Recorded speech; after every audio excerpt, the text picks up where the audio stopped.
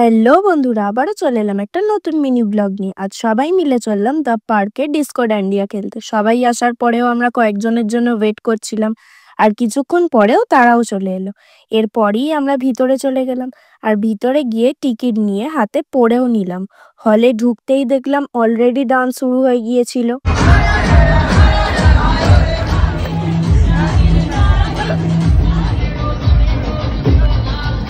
দেখো কি সুন্দর ছোট্ট মেয়েটা ডান্স করছে।